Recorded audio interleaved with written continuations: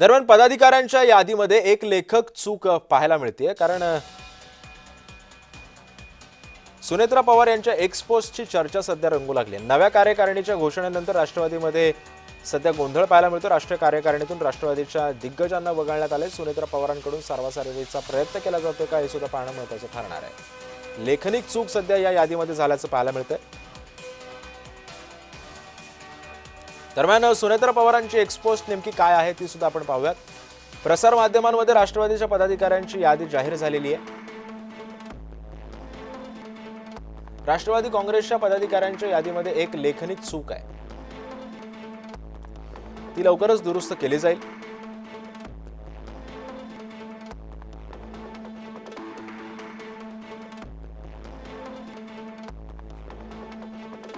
आणि या संदर्भामध्ये अधिक माहिती जाणून घेऊयात. माझी सहकारी ज्योत्सना गंगणे सध्या आपल्यासोबत या संदर्भामध्ये माहिती देण्यासाठी आता आपल्यासोबत असणार आहे. ज्योत्सना, आपण बघतोय की साधारण ही यादी जेव्हा जाहीर झालेली आहे, या यादीमधून दिग्गज नावं जी राष्ट्रवादीच्या पक्षासाठी अतिशय फायद्याची होती, जे राष्ट्रवादीच्या उभारणीसाठी सुद्धा कामी आलेली ही लोक आहेत, आणि अशा लोकांचीच नावं या यादीमधून वगळण्यात आलेली आहेत. काय माहिती आहे एकंदरीत, आणि सुनेत्रा पवारांची ही एक्सपोज जी आहे ती नेमकं काय दर्शवती या सगळ्या प्रकरणावरून? अगदी बरोबर आहे. आपण बघतो या ठिकाणी जे आहे सुनेत्रा पवार यांची स्वाक्षरी असलेलं एक पत्र केंद्रीय निवडणूक आयोगाला 29 एप्रिल रोजी दिलं जातं, आणि त्यानंतर अनेक दिवसानंतर 10-12 दिवसानंतर जे आहे हे पत्र जे आहे ते प्रसार माध्यमांमध्ये येतं, ज्याच्यामध्ये सुनेत्रा पवार यांची पदासाठी आणि अध्यक्ष म्हणून, आणि त्याचबरोबर 12 नवीन नावं जी आहेत त्यातली बऱ्यापैकी 1-2 नावं जी आहेत ती जुनीच आहेत. पण जी काही 10-11 नावं जी आपल्याला दिसत आहेत ती नवीन नावं जी आहेत ती या कार्यकारिणीमध्ये सामील करण्यात आलेली आहे, ज्याच्यामध्ये जय पवार, पार्थ पवार आणि त्याचबरोबर सना मलिक आणि आणखीन काही 3-4 नावं जी आहेत ती अगदीच नवीन आहेत पक्षाच्या कार्यकारिणीमध्ये. आणि त्याचमुळे या पत्राची चर्चा जी आहे ती राजकीय वर्तुळात मोठ्या संख्येनं जी आहेत ती चर्चा सुरू होती. आणि अशातच जे पक्षाच्या अंतर्गत जे गट होते, प्रफुल्ल पटेल आणि सुनील तटकरे यांचा गट, छगन भुजबळ यांचा गट आणि दिलीप वळसे पाटील, हसन मुश्रीफ यांच्यासारख्या दिग्गजांना डावलून ही नवीन कार्यकारिणी जी आहे ती जाहीर करण्यात आलेली होती, आणि केंद्रीय निवडणूक आयोगाला हे पत्र देण्यात आलेलं होतं. आता ही केंद्रीय निवडणूक आयोगाला पत्र दिल्याच्या जवळपास 12-13 दिवसानंतर जे आहे ते प्रसार माध्यमांमध्ये येतं, आणि त्याच्यानंतर सुनेत्रा पवार यांच्याकडनं एक ट्विट केलं जातं, एक एक्सपोस्ट केली जाते, ज्याच्यामध्ये या पत्रामध्ये काही टायपिंग मिस्टेक ज्या आहेत त्या झालेल्या आहेत असं सुद्धा म्हणण्यात येतं.